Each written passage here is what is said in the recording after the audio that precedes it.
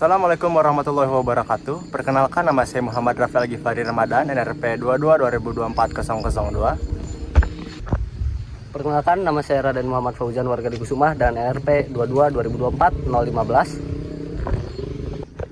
015. Perkenalkan, nama saya Zaidan Noval dengan NRP 22 2024 009. Perkenalkan, nama saya Ridho Ardian Pradana dengan NRP 22 2024 026.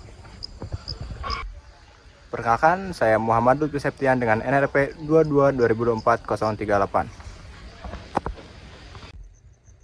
Kami dari kelompok 3. Di sini kami akan membahas salah satu infrastruktur berkelanjutan di Jawa Barat, yaitu Waduk Saguling, yang bertepatan di Kelurahan Saguling, Kecamatan Batu Jajar, Kabupaten Bandung Barat.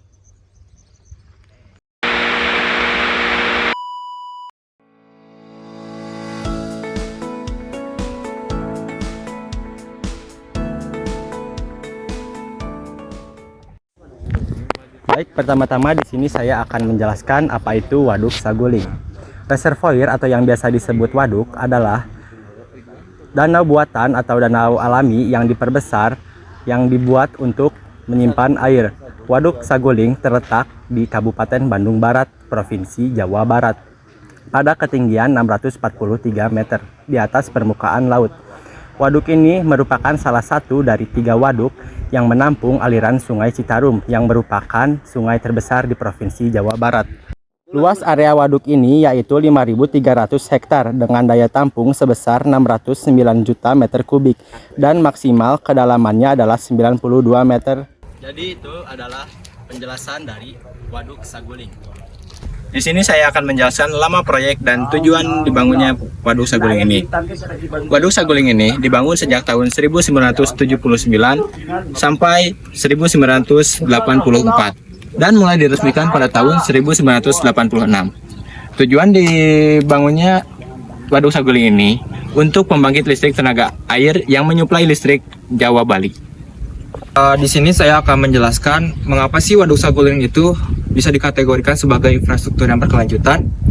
Waduk Saguling dikategorikan sebagai infrastruktur yang berkelanjutan karena perannya yang sangat signifikan dalam mendukung pembangunan berkelanjutan dalam berbagai aspek.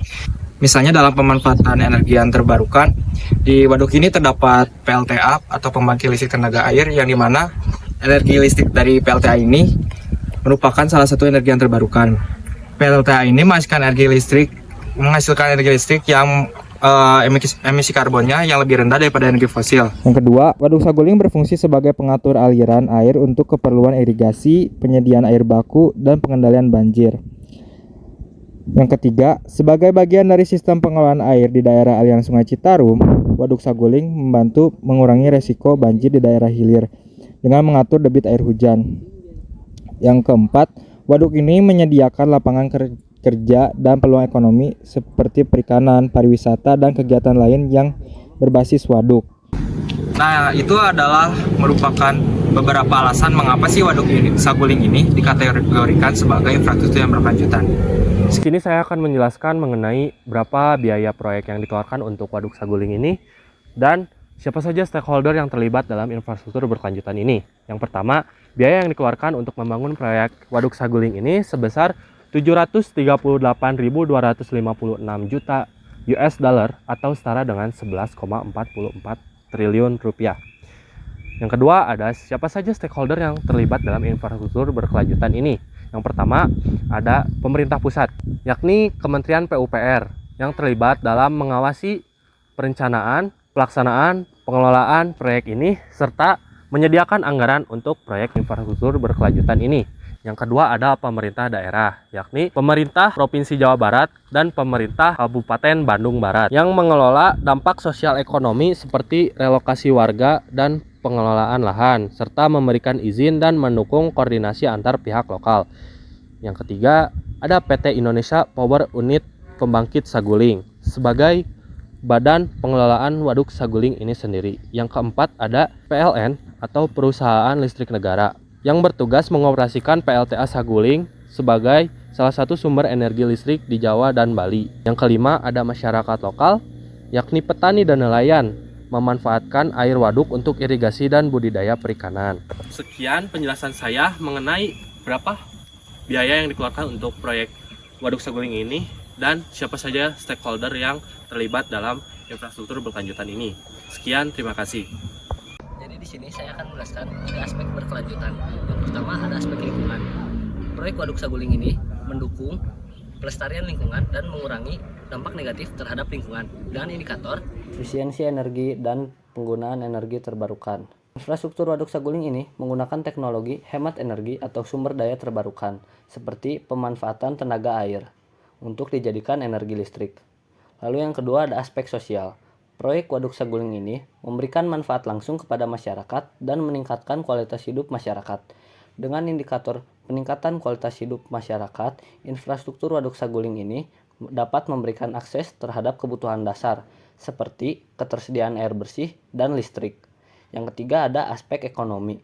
Proyek Waduk Saguling ini memberikan manfaat ekonomi yang berkelanjutan. Indikatornya adalah kontribusi terhadap ekonomi lokal, seperti infrastruktur Waduk Saguling ini dapat menciptakan lapangan kerja yang baru dan mendorong pertumbuhan ekonomi warga lokal. Sekian penjelasan dari saya. Terima kasih. Sustainable Development Goals. Kontribusi Waduk Saguling terhadap SDGs. Yang pertama ada di SDGs nomor 1, yaitu no poverty atau tanpa kemiskinan. Waduk Saguling mendukung perekonomian masyarakat. Yang pertama pada sektor perikanan, budidaya ikan, serta keramba jaring apung menjadi mata pencarian utama warga sekitar. Yang kedua pada sektor pariwisata. Dengan adanya aktivitas rekreasi air di Waduk Saguling dan Waduk Saguling yang memiliki pemandangan yang mempesona, tentu menjadi daya tarik pengunjung untuk datang ke Waduk Saguling. Serta berhubungan dengan sektor perdagangan. Dengan banyaknya pengunjung yang datang ke Waduk Saguling, masyarakat sekitar dapat memanfaatkan momen tersebut untuk berjualan di sekitar Waduk Saguling. Selanjutnya ada SDGs nomor 2, yaitu Zero Hunger atau mengakhiri kelaparan. Masyarakat sekitar dapat memanfaatkan saluran irigasi yang mengaliri air dari waduk untuk dialiri ke lahan pertanian atau perkebunan mereka. Air yang mencukupi dari waduk dapat dimanfaatkan oleh para petani untuk meningkatkan hasil pertanian atau perkebunan mereka, yang nantinya hasil itu dapat dipakai oleh masyarakat sekitar untuk mengurangi tingkat kelaparan. Lalu yang selanjutnya ada SDGs nomor 6, yaitu Clean Water and Sanitation. Waduk Saguling ini berfungsi sebagai pengelola air sanitasi yang digunakan untuk keperluan sanitasi domestik atau rumah tangga maupun sanitasi industri. Kemudian Waduk Saguling juga berkontribusi pada poin SDGs yang ketujuh, yaitu Affordable and Clean Energy. Karena di Waduk Saguling terdapat salah satu pembangkit listrik tenaga air atau PLTA yang dimana menghasilkan energi bersih atau ramah lingkungan. Nah, dari PLTA itu juga kita bisa mengurangi ketergantungan terhadap energi fosil, yang dimana energi fosil tersebut bisa menghasilkan emisi karbon yang sangat tinggi.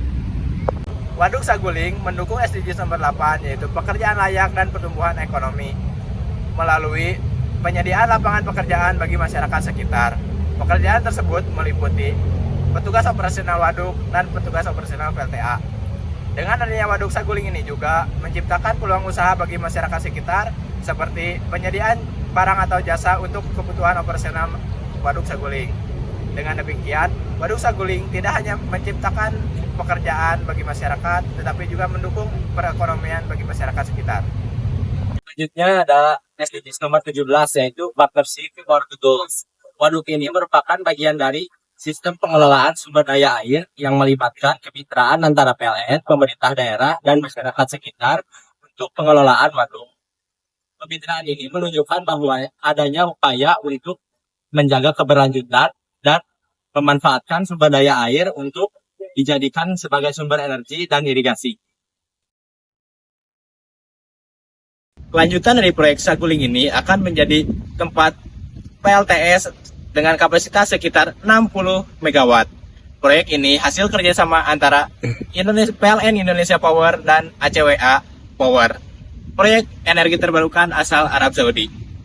PLTS ini akan menempati sekitar 95 hektar atau sekitar 1,69% dari luas permukaan Waduk Saguling.